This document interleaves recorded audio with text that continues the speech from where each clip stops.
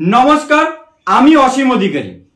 আপনার EVM change হয়েছে, 17C কতগুলো করতে হবে? মক পোলের সময় ইভিএম চেঞ্জ হয়েছে অথবা অ্যাকচুয়াল পোলের সময় চেঞ্জ হয়েছে, কতগুলো 17C করতে হবে? সবার মনে কম বেশি এই প্রশ্নটা রয়েছে। আমরা 17C আমরা পাবো কোথায়? আমাদের পারফোরেটেড বুকলেট থেকে। প্রথমে বলি নর্মাল কেস, আপনার একটি ইভিএমেই আপনার ভোট হয়ে গেছে, অর্থাৎ মক পোলের সময় পরিবর্তন হয়নি, অ্যাকচুয়াল পোলের সময় পরিবর্তন হয়নি। সেই সবের জন্য পোলিং এজেন্ট যতজন আছেন ততজন প্লাস দুটো।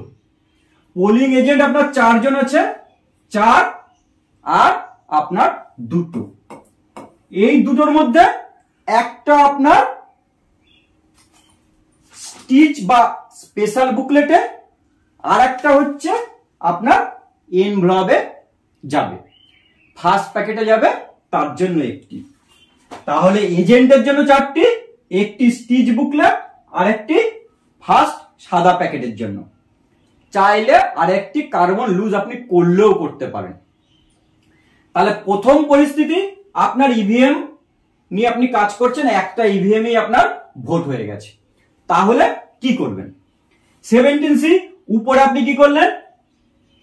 লোকসভা লিখলেন, বিধানসভা লিখলেন, পোলিং স্টেশন নাম্বার এবং নেম লিখলেন। বিইউ সিইউ ভিভিপ্যাটের একটা করে ইউনিট ব্যবহার হয়েছে, একটা করে তাদের সিরিয়াল নম্বর লিখলেন।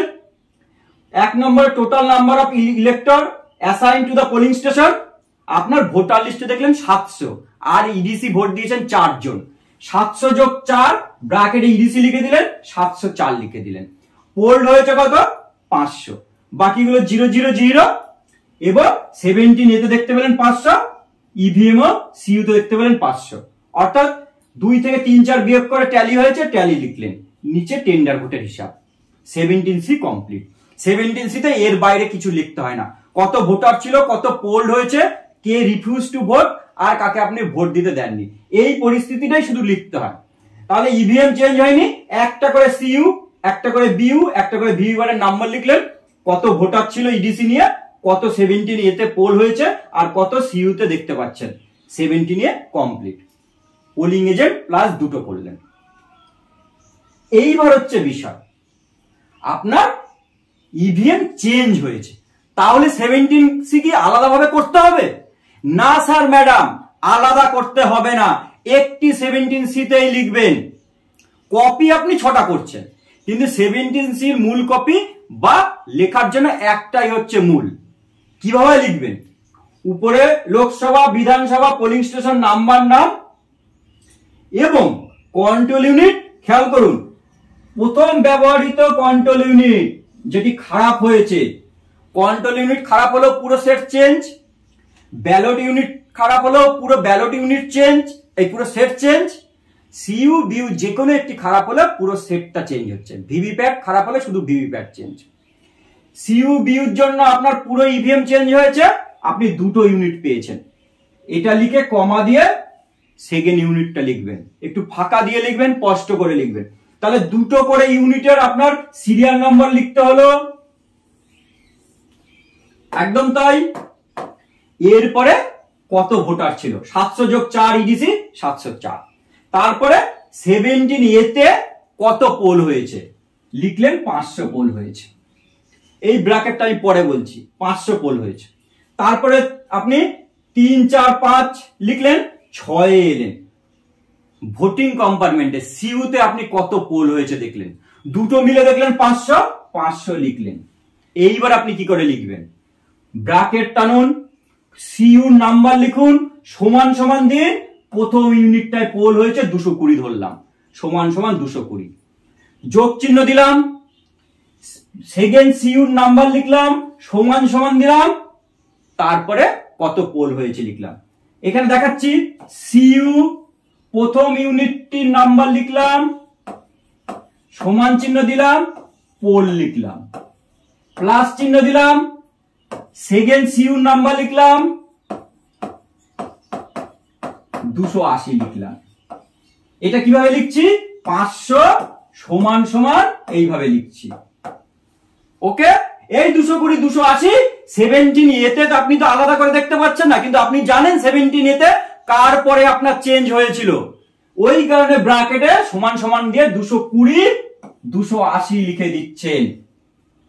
শুধু সিইউর নাম্বার লিখলেই হবে, কারণ সেটটা সিইউর যে সেটের জন্য যে ভিভিপ্যাট ব্যবহার হয়েছিল পরবর্তী ক্ষেত্রে অন্য নাম্বারের জন্য অন্য তো ভিভিপ্যাট ব্যবহার হয়েছে, সেটা তো আপনি আগেই লিখে দিয়েছেন। ওই জন্য সিইউ বিইউ ভিভিপ্যাট আলাদা করে লেখার দরকার নেই, শুধু সিইউর নম্বর লিখবেন। টোটাল ভোট ইন সিইউ দুটো মিলে সমান সমান ব্র্যাকেটের মধ্যে একটা যোগ আর একটা দিয়ে লিখে দিলেন, যথারীতি আপনি ফিল আপ করলেন। ভিভিপ্যাট শুধু চেঞ্জ হয়েছে, সিইউ বিইউ একটি করেই আছে, সিইউ বিইউ একটি করেই আছে। তখন শুধু কি করবেন, সিইউ বিইউ লেখার দরকার নেই, ভিভিপ্যাটের জায়গায় আরেকটি ভিভিপ্যাটের নাম্বার লিখলেন।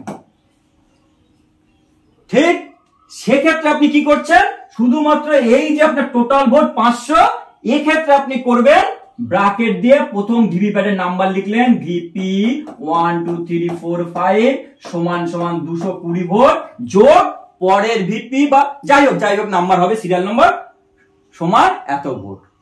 অর্থাৎ ফার্স্ট ভিভিপ্যাটে কত ভোটার স্লিপ রয়েছে ইভিএম চেঞ্জ হওয়ার আগে, আর সেকেন্ড ভিভিপ্যাটে কত রয়েছে এইখানে যোগ চিহ্ন দিয়ে বুঝিয়ে দিচ্ছেন।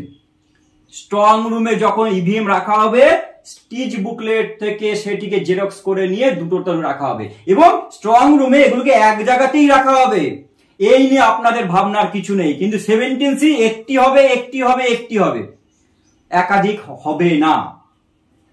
এই যদি হয়, এবার এর রিপোর্ট স্পেশাল বুকলেটে বা অন্যান্য রিপোর্ট ফরম্যাটে কোথায় কোথায় শো করবে, তাই তো?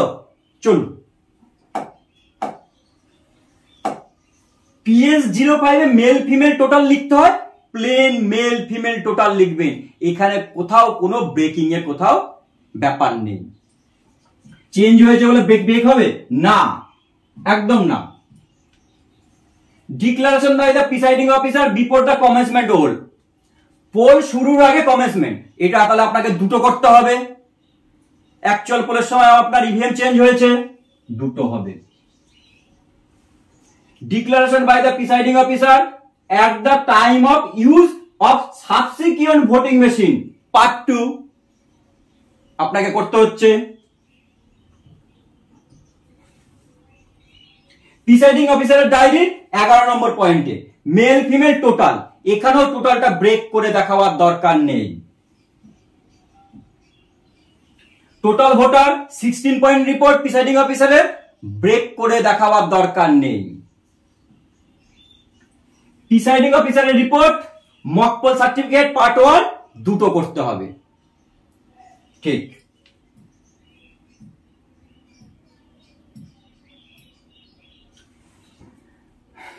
অ্যাকচুয়াল পোলের সময় ইভিএম চেঞ্জ হয়েছে, প্রিসাইডিং অফিসারের রিপোর্টের পার্ট 5 আপনাকে করতে হবে, একটা করতে হবে। ঠিক তো? এটা আপনাকে সেক্টর অফিসারকে দিয়ে দিতে হবে যদি ইভিএম চেঞ্জ হচ্ছে। এই হলো 17C এর ইতি কথা। তাহলে বলুন 17C ছোট করে, ইভিএম চেঞ্জ হয়নি, 17C যেমন যেমন যেমন যেমন সেরকম রয়েছে, পোলিং এজেন্ট যোগ দুটো। আর মক পোলের সময় চেঞ্জ হয়েছে, 17C কোনো পরিবর্তনের প্রয়োজন নেই। অ্যাকচুয়াল পোলের সময় ইভিএম চেঞ্জ, 17C একটাই করতে হবে, তার মধ্যে আপনার হিসাবটাকে সিইউ উল্লেখ করে বা ভিভিপ্যাট উল্লেখ করে যোগ চিহ্ন দিয়ে সেটাকে বুঝিয়ে দিতে হবে, এবং যতগুলো কপি করার ততগুলো করবেন। আশা করি আপনাদেরকে বোঝাতে পেরেছি। সবাই ভালো থাকবেন, সুষ্ঠুভাবে ঠান্ডা মাথায় ভোট করে বাড়ি ফিরুন, এইটুকু প্রত্যাশা রাখি। নমস্কার, ধন্যবাদ।